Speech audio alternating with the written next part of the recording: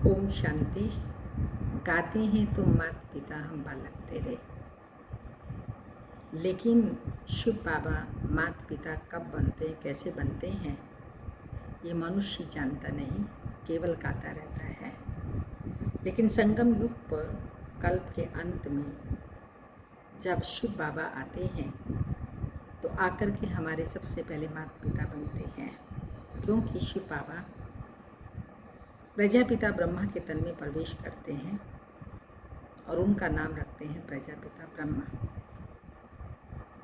तब परमात्मा उनके द्वारा हमको अडॉप्ट करते हैं, हम अडॉप्टेड चिल्ड्रन हैं। तो शिव बाबा ब्रह्मा के द्वारा माता पिता बनता है। ब्रह्मा हमारी माता भी है, बड़ी माँ और पिता भी है। और शिव बाबा के हम आत्मा रूप में बच्चे तो हैं ही हैं, पर ब्रह्मा की संतान होने के नाते भी हम उसकी संतान हैं। तो यहाँ ये हमारा एक परिवार है, कुटुंब है। परिवार में माता पिता भाई बहन होते हैं। तो बाबा ने कहा मनुष्य गाते हैं, लेकिन यहाँ शिव बाबा आकर के ईश्वरीय फैमिली बनाता है। संगम युग पर शिव बाबा की हम वर्तमान समय फैमिली है। फिर बाबा ने कहा तुम बच्चों को संगम युग पर अपना तन मन धन सब कुछ बलिहार करना है, ईश्वरीय सेवा में लगाना है। तो तुम्हें 21 जन्मों के लिए बाबा से वर्षा मिलेगा, उस वर्षे के तुम अधिकारी बनेंगे। तो सुनते हैं 1/6/21 तारीख के बाबा के मधुर साकार अनमोल धारणा युक्त महावाक्य। मीठे बच्चे, ये सारी विश्व ईश्वरीय फैमिली है, इसलिए गाते हैं तुम माता पिता हम बालक तेरे। तुम अभी प्रैक्टिकल में गॉडली फैमिली के बने हो। क्वेश्चन है, बाप से 21 जन्मों का पूरा वर्षा लेने के लिए सहज विधि कौन सी है? आंसर है, संगम पर शिव बाबा को अपना वारिस बनाओ, तन मन धन से बलिहार जाओ, तो 21 जन्मों के लिए पूरा वर्षा प्राप्त होगा। बाबा कहे जो बच्चे संगम पर अपना पुराना सब कुछ इंश्योर करते हैं, उन्हें 21 जन्मों के लिए मैं रिटर्न देता हूँ। उन्हें मैं रिटर्न में 21 जन्मों के लिए दे देता हूँ। करते एक जन्म में हैं और प्राप्ति है 21 जन्मों के, पूरे 2500 वर्ष के लिए। गीत के बोल हैं, नैनहीन को राह दिखाओ प्रभु। ओम शांति। बच्चों ने गीत सुना, ये भक्त भगवान को पुकारते हैं। भगवान को पूरा न जानने के कारण मनुष्य कितने दुखी हैं। भक्ति मार्ग में कितना माथा मारते रहते हैं। सिर्फ इस जीवन की बात नहीं, जब से भक्ति शुरू हुई तब से धक्के खाते रहते हैं। भारत में ही देवी देवताओं का राज्य था, जिसको स्वर्ग सचखंड कहा जाता था। भारत सचखंड है। भारत की महिमा बड़ी जबरदस्त है, क्यों महिमा है भारत की? क्योंकि भारत परम पिता परमात्मा का बर्थ प्लेस है। उनका असुल नाम है शिव। शिव जयंती मनाते हैं, रुद्र व सोमनाथ जयंती नहीं कहा जाता। शिव जयंती व शिवरात्रि कहा जाता है। स्वर्ग की स्थापना करने वाला एक ही हेवनली गॉडफादर है। अब सभी भक्तों का भगवान तो जरूर एक होना चाहिए।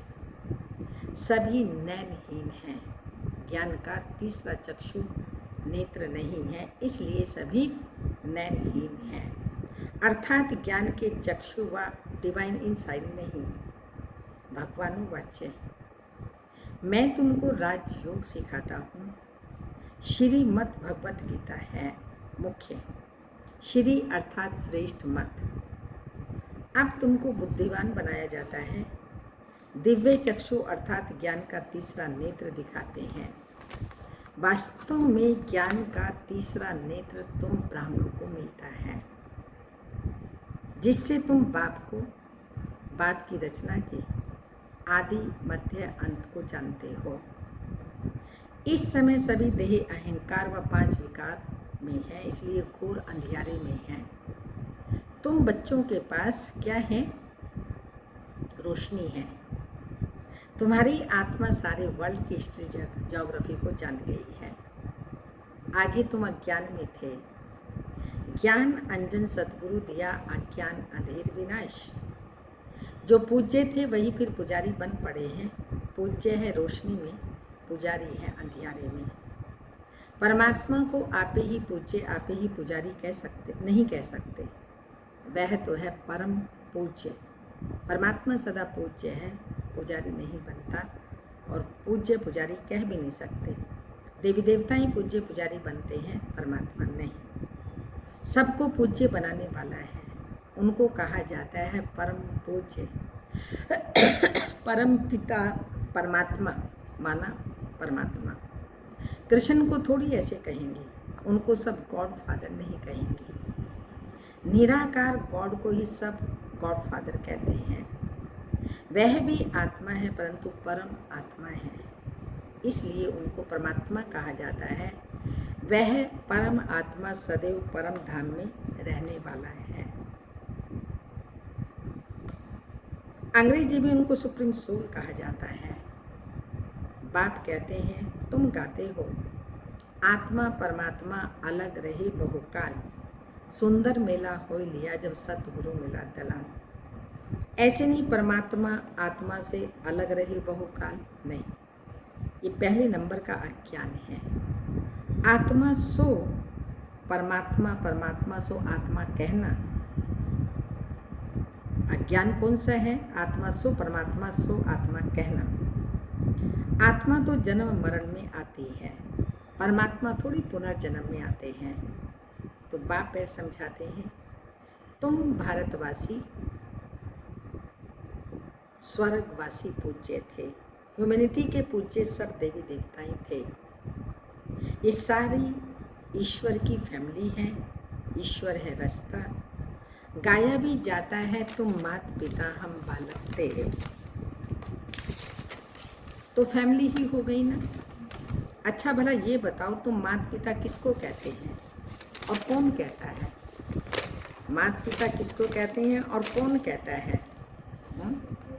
कहेंगे क्या? हाँ, किसको कहते हैं? आत्मा कहती है, तुम मात पिता हम बालक तेरे। तुम्हारी कृपा ते स्वर्ग के सुख घने रहे। हमको स्वर्ग मिले हुए थे, हम पहले स्वर्गवासी थे। तुम माता पिता आकर स्वर्ग की स्थापना करते हो, तो हम आपके बच्चे बनते हैं। तो बाप कहते हैं, मैं संगम पर ही आकर राजयोग सिखाता हूँ नई दुनिया के लिए। मनुष्यों की बुद्धि बिल्कुल भ्रष्ट बन गई है, स्वर्ग को नर्क समझ लेते हैं। कहते हैं वहाँ भी कंस, जरासंधि, हिरण्यकश्यप आदि थे। बाप आकर समझाते हैं, क्या तुम भूल गए हो? मेरी तो शिव जयंती भी तुम भारत में ही मनाते हो। गाया भी जाता है शिवरात्रि। कौन सी रात्रि? यह ब्रह्मा की बेहद की रात्रि। बाप संगम पर आकर रात्रि से दिन अर्थात नरक से स्वर्ग बनाते हैं। शिवरात्रि के अर्थ का कोई को भी पता नहीं है। भगवान है निराकार। मनुष्यों के तो जन्म बाई जन्म शरीर के नाम बदलते रहते हैं। परमात्मा कहते हैं, मेरा कोई शरीर का नाम ही नहीं, मेरा नाम है ही शिव। शिवरात्रि के अर्थ का भी कोई को पता नहीं है। भगवान है निराकार। यह ब्रह्मा की बेहद की रात्रि। बाप संगम पर आकर रात्रि से दिन अर्थात नरक से स्वर्ग बनाते हैं। मनुष्यों के तो जन्म बाई जन्म शरीर के नाम बदलते हैं। परमात्मा कहते हैं, मेरा कोई शरीर का नाम नहीं, मेरा नाम शिव ही है। मैं सिर्फ बूढ़े वानप्रस्थ तन का आधार लेता हूँ। ये पूज्य था, अब पुजारी बना। शिव बाबा आकर स्वर्ग रचते हैं, हम उनके बच्चे हैं, तो जरूर हम स्वर्ग के मालिक होने चाहिए। शिव बाबा ऊंचे ते ऊंच हैं। ब्रह्मा विष्णु शंकर का अपना अपना पार्ट है। हर एक आत्मा में अपना दुख सुख का पार्ट नोंधा हुआ है। तुम जानते हो हम शिव बाबा के वारिस बच्चे बने हैं। शिव बाबा ने हमें स्वर्गवासी बनाया था। तब उनको सब याद करते हैं, ओ गॉड रहम करो। साधु भी साधना करते हैं क्योंकि दुखी हैं। तो निर्वाण धाम जाना चाहते हैं। आत्मा परमात्मा में लीन हो जाती है, व हम आत्मा सो परमात्मा, ये समझना रॉन्ग है। अब तुम कहते हो हम आत्मा परम धाम की रहने वाली हैं। यहाँ आए हैं पाठ बजाने, फिर देवता कुल में आएंगे, फिर 84 जन्म लेंगे। हम आत्मा वर्णों में आती हैं। शिव बाबा जन्म मरण में नहीं आते हैं। सिर्फ नारायण की डिनाइस्टी थी। जैसे क्रिश्चियन घराने में Edward the first, second, third चलता है, वैसे वहाँ भी Lakshmi Narayan the first, Lakshmi Narayan the second, third, ऐसे कितनी गद्दियाँ चलती हैं? 8 गद्दियाँ चलती हैं। डिनाइस्टी चलती है 8। अभी तुम ब्राह्मणों का तीसरा नेत्र खुला है, तो बाप बैठ आत्माओं से बात करती हैं। तुम ऐसे 84 का चक्र लगाए इतने इतने जन्म लेते आए हो। वर्णों का भी एक चित्र बनाते हैं जिसमें देवता, क्षत्रिय, वैश्य, शूद्र, ब्राह्मण बनाते हैं। अब तुम जानते हो हम सो ब्राह्मण चोटी हैं। इस समय में ईश्वरीय औलाद प्रैक्टिकल में है। इस सहज राजयोग और ज्ञान से हमको सुख घनेरे मिलते हैं। कोई तो सूर्यवंशी राजधानी का वर्षा लेते और कोई चंद्रवंशी का। सारी किंगडम स्थापन हो रही, राजधानी है और राजधानी में सब प्रकार के चाहिए, महाराजा, राजा, साहूकार, दास, दासियां, प्रजा आदि आदि। हर एक अपने पुरुषार्थ से वह पद पाएंगे। अगर कोई पूछे अभी पढ़ते पढ़ते हमारा शरीर छूट जाए तो क्या पद मिलेगा, तो बाबा बतला सकते हैं। योग से ही आयु बढ़ती है, विकर्म विनाश होते हैं, और कोई उपाय पतित से पावन बनने का नहीं है। पतित पावन कहने से ही भगवान याद आता है, परंतु भगवान है कौन यह नहीं जानते। बाप कहते मैं आता ही भारत में हूँ, यह मेरा बर्थ प्लेस है। सोमनाथ का मंदिर कितना आलीशान था, यह बाप बैठ बच्चों को समझाते हैं। भक्ति मार्ग में फिर यादगार बनने शुरू होते हैं। आप पुजारी बनते हैं, पहले पहले सोमनाथ का मंदिर बनाते हैं। भारत तो सत्युग त्रेता में बहुत साहूकार था, मंदिरों में भी अकीचार धन था, भारत हीरे तुल्य था। अब तो भारत कंगाल कोड़ी तुल्य है। फिर बाप आकर भारत को हीरे तुल्य बनाते हैं। कोई से भी पूछो क्रिएटर कौन है, तो कहेंगे परमात्मा। वह कहाँ है, तो कह देंगे सर्वव्यापी है। बाप कहते हैं सारा झाड़ जर्जरी भूत अवस्था को पाया हुआ है। तो अपने को देखा जाता है, हम लायक बने हैं जो बाबा मम्मा की गद्दी नशीन बन सके। यह है ही पतित दुनिया। मुख्य है क्या है यहाँ? मुख्य पवित्रता। अब तो no health, no wealth, no happiness, यह रुंड के पानी मिश्र राज्य है।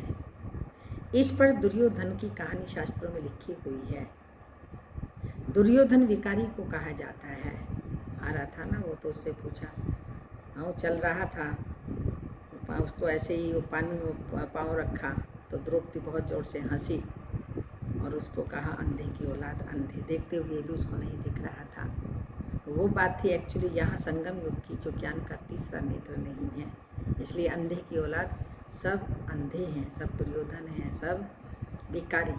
द्रौपदी कहती है हमारी लाज रखो, सब द्रौपदियाँ हैं, ये बच्चियाँ स्वर्ग का द्वार हैं। बाबा कितना अच्छी रीति समझाते हैं।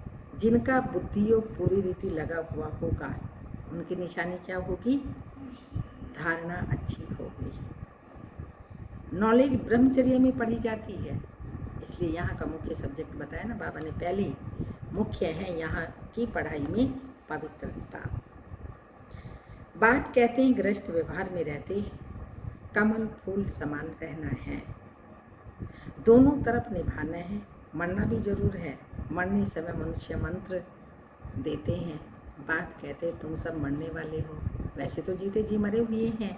पुरानी दुनिया से, पुराने संस्कारों से, विकारों से, बुराइयों से संगम युग पर जी रहे हैं। आखिर एक दिन ये शरीर भी छोड़ना ही है, तो सबको मरना भी जरूर है। मरने समय मनुष्य को मंत्र देते हैं। बाप कहते हैं कि तुम सब मरने वाले हो, मैं कालों का काल हूँ, सबको वापस ले जाने वाला हूँ। तो खुशी होनी चाहिए ना। फिर जो अच्छी रीति पढ़ेंगे वह स्वर्ग में मालिक बनेंगे, नहीं पढ़ेंगे तो प्रजा में पद पाएंगे। यहाँ तुम आए हो राज्य पद पाने, ये पढ़ाई है, इसमें अंधश्रद्धा की तो बात ही नहीं। ये पढ़ाई है राजाई के लिए। जैसे पढ़ाई में ऑब्जेक्ट है, बैरिस्टर बनेगा तो ज़रूर योग पढ़ाने वाले टीचर से रखना पड़े। यहाँ तुमको भगवान पढ़ाते हैं तो योग उनसे लगाना है। बाप कहते हैं मैं परम धाम बहुत दूर से आता हूँ। परम धाम कितना ऊंचा है, सूक्ष्म वतन से भी ऊंच। वहाँ से आने में मुझे 1 सेकंड लगता है, उनसे देखा और कुछ हो ही नहीं सकता। सेकंड में जीवन मुक्ति देता हूँ। जनक का मिसाल है ना। अभी तो नरक पुरानी दुनिया है, नई दुनिया स्वर्ग को कहा जाता है। बाप नरक का विनाश कराए स्वर्ग की स्थापना कराते हैं। बाकी सब आत्माएं शांति धाम में चली जाती हैं। आत्मा अविनाशी है, उनको पार्ट भी अविनाशी मिला हुआ है। फिर आत्मा छोटी बड़ी कैसे हो सकती है? आत्मा जल मर कैसे सकती है ही स्टार। बड़ा छोटा हो न सके, ना बड़ी हो सके ना छोटी, क्योंकि स्टार है आत्मा। अब तुम हो God fatherly student. God father knowledgeful blissful है, वह तुमको पढ़ा रहे हैं। तुम जानते हो इस पढ़ाई से हम सो देवी देवता बनेंगे। तुम भारत की सेवा कर रहे हो, पहले तो बाप का बनना है। और जगह तो गुरु के पास जाते उनका बनते अथवा उनको अपना गुरु बनाते। यहाँ तो है पाप, तो पहले बाप का बच्चा बनना पड़े। बाप बच्चों को अपनी जायदाद देते हैं। बाप कहते हैं बच्चे तुम एक्सचेंज करो, तुम्हारा ककपन हमारा और हमारा सब कुछ तुम्हारा। देह सहित जो कुछ है वो सब मेरे को दो, मैं तुम्हारी आत्मा और शरीर दोनों को पवित्र बना दूंगा और फिर राजाई पद भी दूंगा। तुम्हारे पास जो कुछ है तुम बलि चढ़ा दो तो जीवन मुक्ति मिलेगी। बाबा ये सब आपका है। बाप कहते हैं तुम मुझे वारिस बनाओ, बाबा को बच्चा बना लो। अनसुईया ने बच्चा बनाया था, मीरा ने पति बनाया था। तो बाबा तो हमारा सर्व संबंधी है। जो संबंध जब जैसे चाहे वो हम जोड़ें और वो प्राप्ति कर सकते हैं। अब बाबा आज कह रही हैं तुम मुझे वारिस बनाओ। मैं 21 जन्म तुम्हें वारिस बनाता हूँ, रिटर्न में 21 जन्म देता हूँ। फिर सिर्फ मेरी मत पर चलो। अब धंधा आदि भी करो, विलायत जाओ, कुछ भी करो, सिर्फ मेरी मत पर चलो। खबरदार रहना, माया घड़ी घड़ी पिछाड़ेगी, कोई भी विकर्म नहीं करना। श्री मत पर चलेंगे तो श्रेष्ठ बनेंगे। अच्छा, मीठे मीठे सिक्की लदे बच्चों प्रति माता पिता बाप दादा का याद प्यार। Good morning, diamond morning. रूहानी बाप की रूहानी बच्चों को नमस्ते। हम रूहानी बच्चों के रूहानी माता पिता बाप दादा का याद प्यार। गुड मॉर्निंग, डायमंड मॉर्निंग, ओम नमस्ते। तो आज बाबा ने संबंधों के बारे में कहा मुझे सर्व संबंधी बना लो और उसमें भी विशेष अपना वारिस बच्चा बनाओ तो रिटर्न में 21 जन्मों का वर्षा मिलेगा। मनुष्य को ज्ञान का तीसरा नेत्र नहीं है, बाप आकर ज्ञान का तीसरा नेत्र देता है जिससे हम सृष्टि के आदि मध्य अंत को जान जाते हैं।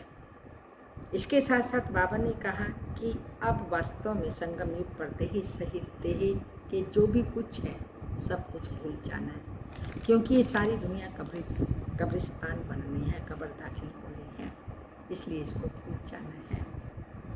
धारणा है आत्मा और शरीर दोनों को पावन बनाने के लिए देह सहित जो कुछ है उसे बाप के हवाले कर उनकी श्रीमत पर चलना है। सेकंड पॉइंट है, माता पिता के गद्दी नशीन बनने के लिए स्वयं को लायक बनाना है। लायक बनने के लिए मुख्य पवित्रता की धारणा करनी है। बाबा ने कहा वो पढ़ाई वो ब्रह्मचर्या में पढ़ते हैं और यहाँ पर भी मुख्य ब्रह्मचर्या है, पवित्रता है। जब तक जीना है तब तक पवित्र बनना और बनाना है। वरदान है, निमित्त बनी हुई आत्माओं द्वारा कर्म योगी बनने का वरदान प्राप्त करने वाले मास्टर वरदाता भाव। जब कोई भी चीज़ साकार में देखी जाती है तो उसे जल्दी ग्रहण किया जा सकता है, इसलिए निमित्त बनी हुई बाबा ने जिनको निमित्त बनाया, पहले ब्रह्मा बाबा निमित्त बने, फिर दादियाँ दीदियाँ, हर सेंटर पर हर बहन को बाबा निमित्त बनाता है, बड़ा बनाता है। निमित्त मात्र वो कार्य करती है। तो निमित्त बनने वालों की जो भी राय होती है, जो भी बात होती है, वो मान करके चलना ही बाबा ने कहा ये क्या है, प्रत्यक्ष जैसे प्रमाण होता है उसको देख करके सहज चलना होता है। उन्हों की सर्विस, त्याग, स्नेह, सर्व के सहयोगीपन का प्रैक्टिकल कर्म देखकर जो प्रेरणा मिलती है वो वरदान बन जाता है। बड़ों का जीवन प्रेरणा का स्रोत है। उनको देख कर के बाबा ने कहा जो प्रैक्टिकल उन्होंने कर्म किया तो वो जब हम करते हैं हमारे लिए वरदान बन जाता है।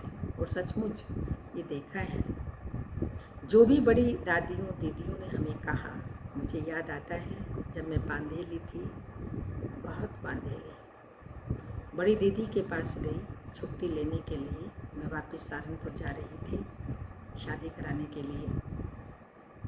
तो दीदी ने मुझे शब्द कहे थे, शक्ति, भगवान के घर में देर है अंधेर नहीं। मैंने वो दिल में लगा लिया था कि चाहे मुझे कितनी भी देर वहाँ लगे, लेकिन भगवान के घर में देर नहीं होगी, मैं वापस आऊँगी। ये दृढ़ता थी और मैं वापस आई। दूसरा शब्द दीदी जी ने बोला, मनमोहिनी दीदी 83 में शरीर छोड़ा उन्होंने जुलाई में। सब नहीं जानते, मगर जो हिस्ट्री है वो पढ़ी होगी तो जानते होंगे।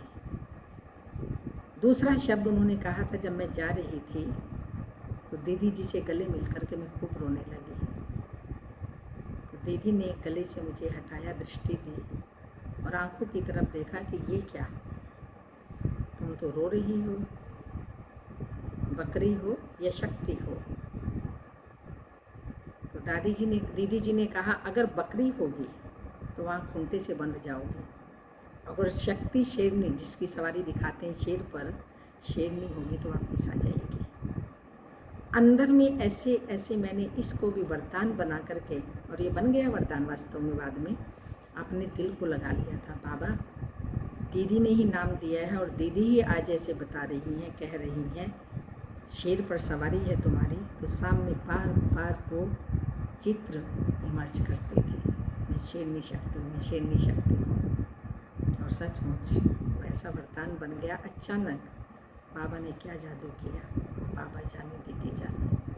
तो ये बाबा बता रहे हैं कि इन्हों के जीवन में जो धारणाएं हैं वो धारणाएं वरदान बन जाता है। जब निमित्त बनी हुई आत्माओं को कर्म करते हुए इन गुणों की धारणा में देखते हो तो सहज कर्म योगी बनने का जैसे वरदान मिल जाता है। हर प्रकार का ही वरदान कहेंगे हम तो, हमारा अनुभव तो ये है। जो ऐसे वरदान प्राप्त करते रहते हैं वह स्वयं भी मास्टर वरदाता बन जाते हैं। स्लोगन है, नाम के आधार पर सेवा करना, मान शान की भूख से सेवा करना, अर्थात ऊंच पद में नाम पीछे कर लेना। यहाँ आगे होगा लेकिन वहाँ पर पीछे हो जाएगा। जिनका मान नहीं, शान नहीं, वो विश्व महाराजा बन जाएंगे। जिनका बहुत नाम है वो शायद उनके क्या बन सकते हैं पता नहीं। ये कुछ मातेश्वरी जी के अनमोल महावाक्य हैं। सच्चे पातशाह परमात्मा से सच्चा होकर रहो। इस समय अपने को बाप परमात्मा द्वारा ये फरमान मिला हुआ है, निरंतर मेरी याद में रहो। योग का अर्थ है ईश्वरीय याद में रहना। योग का अर्थ कोई ध्यान नहीं है, अपना ये सहज राजयोग जो चलते फिरते काम काज करते उसकी याद में रहना है, जिसको ही अटूट अखंड योग कहा जाता है। परंतु इसमें निरंतर रहने की प्रैक्टिस की दरकार है। अगर उसके फरमान पर फरमान बरदार हो नहीं रहेंगे, कुछ कोताही करेंगे यानी अवज्ञा करेंगे तो दंड जरूर भोगना पड़ेगा। उनका फरमान है, जैसा कर्म मैं करता हूँ मुझे देख तुम भी फुट स्टेप लो, नहीं तो माया की चोट खाएंगे। सच्चे पातशाह से सच्चा होकर रहो। जो कुछ माया का विघ्न सतावे वो भी इनके आगे रखना है, तो उनकी मदद से माया हट जाएगी, रास्ता क्लियर हो जाएगा। फिर तो जहाँ बिठाए, जैसे बिठाए, जहाँ चलाए, जो खिलाए, रास्ता क्लियर हो जाएगा। ऐसा साथ देने की बहुत हिम्मत चाहिए। ऐसे महान सौभाग्यशाली बिल्कुल थोड़े निकलेंगे, वह विजय माला में आ जाएंगे। बाकी भाग्यशाली जो हैं थोड़ा बहुत लेकर जाकर प्रजा बनेंगे। तो थोड़ा मिलने में खुश नहीं हो जाना है, अपनी इच्छा तो संपूर्ण हो, साहस रखो, आगे बढ़ना है। माया विघ्न डालेगी परंतु उनके ऊपर विजय पानी है। इसमें अगर भूल की तो निश्चय की कमी है, कुछ अपनी धारणा में कमी है, यह तो अपना ही कसूर है। इसमें लोक लाज कुल मर्यादा को तोड़ना पड़ता है। जब यह तोड़ेंगे तभी सच्चे पारलौकिक दैवी मर्यादा को पा सकेंगे। ये विकारी दुनिया तो जाने वाली है। देखो मीरा ने भी लोक लाज खोई तब गिरधर को पाया। अगर उस लोक लाज को रखेंगे तो इस दैवी लोक के भांति बन जाएंगे। अब कल्याण अर्थ ईश्वरीय राय तो दी जाती है। अब यह अपनी बुद्धि का फैसला करना है, क्या करना है और क्या उचित है, ये हमारे ऊपर डिपेंड करता है। बाबा ज्ञान देता है, मम्मा बाबा भी समझाते हैं, निमित्त दादियाँ भी समझाती हैं, राय देती हैं। बाकी अपना डिसीजन लेना जीवन का वो हमारे ऊपर है। तपस्या की पॉइंट शुरू होती है, मन को एक रस और शक्तिशाली बनाने के लिए मन की एक्सरसाइज करो। आज से हम एक्सरसाइज शुरू करते हैं। अभी योग का बल उसका प्रयोग हमने किया, लेकिन अब और अधिक आत्मा को शक्तिशाली बनाने के लिए एक्सरसाइज। इसमें पहला नंबर है, मन को एक रस बनाने के लिए हर घंटे, ये हम सबको करना है, हर घंटे 5 सेकंड 5 मिनट अपने पांचों रूप सामने लाओ, उस रूप का अनुभव करो। कौन से पांचों रूप? सभी जानते हैं। सबसे पहले मैं आत्मा निराकारी परम धाम निवासी हूँ, फिर सतयुग में पूज्य आत्मा हूँ और त्रेता में भी पूज्य आत्मा हूँ। द्वापर कलयुग में आओ, जड़ चित्रों के रूप में पूजा होती है। सब भक्त जन मेरी पूजा करते हैं। फिर संगम युग पर आओ तो हम ब्राह्मण हैं, मुख वंशावली ब्राह्मण, श्रेष्ठ ब्राह्मण, ऊंचते ऊंच ब्राह्मण, फिर ब्राह्मण सो फरिश्ता बनने वाले। ये एक्सरसाइज हमें घंटे घंटे में करनी है और उस रूप का अनुभव करना है। जैसा जैसा रूप, जैसे निराकारी आत्मा हूँ, परम धाम निवासी, वो अनुभव करना है। देवता स्वरूप का अनुभव करना है। जड़ चित्रों द्वारा वो भी पुजारी देवता ही हूँ मैं, वो भी अनुभव करना है। ब्राह्मण स्वरूप सच्चा ब्राह्मण अनुभव करना है। फिर कर्मातीत फरिश्ता बनना, ये अनुभव करना है। इस एक्सरसाइज से व्यर्थ व अयथार्थ संकल्पों में मन नहीं जाएगा, व्यर्थ का भटकना बंद हो जाएगा, मन में अलबेलापन भी नहीं आएगा। मनमना भव का मंत्र मन के अनुभव से माया जीत बनने में यंत्र बन जाएगा। सबसे बड़ा मंत्र है मन मना भव, अर्थात मन के भाव पॉजिटिव। तो यही फिर हमारे लिए स्वयं ही ऐसा यंत्र बन जाएगा जो हम फिर माया जीत बन जाएंगे। तो आज का होमवर्क घंटे घंटे के बाद विशेष अटेंशन देना है, इन 5 स्वरूपों की एक्सरसाइज करनी है। शारीरिक एक्सरसाइज से हेल्दी बनते हैं कि आत्मा की एक्सरसाइज इससे भी हेल्दी बन जाएंगे। ओम शांति।